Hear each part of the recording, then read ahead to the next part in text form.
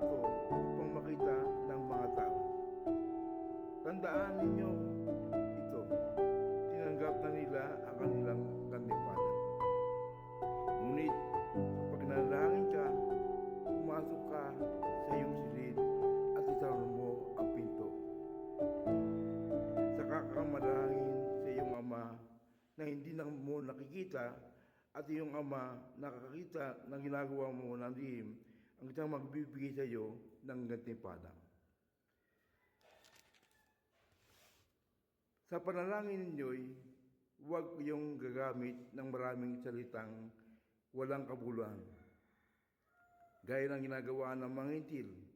Ang akala nila'y papakinggan sila ng Diyos dahil sa haba ng kanilang sinasabi. Huwag niyo silang tularan. Alam na ng iyong ama na nasa langit ang inyong kailangan bago pa ninyo hingin sa Kanya. Ganito kayo manalangin.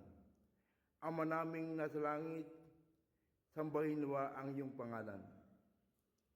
Dumating nawa ang iyong kaharian, masunod nawa ang iyong kalooban dito sa lupa, tulad ng sa langit. Bigyan mo kami ng aming pagkain sa araw-araw at patawarin mo kami sa aming mga kasalanan,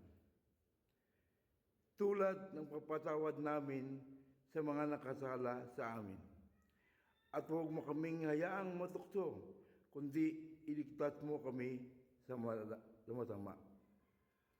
Sapagkat iyo ang kaharian at kapangyarihan at ang kaluwalhatian magpakailanman. Amen. Sapagkat kung pinatawad ninyo ang mga nagkakasala sa inyo, patawarin kayo ng iyong amang nasa langit. Ngunit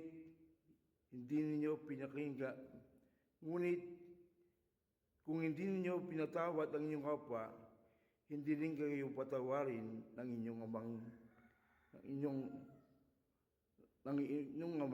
ang inyong mga kasalanan.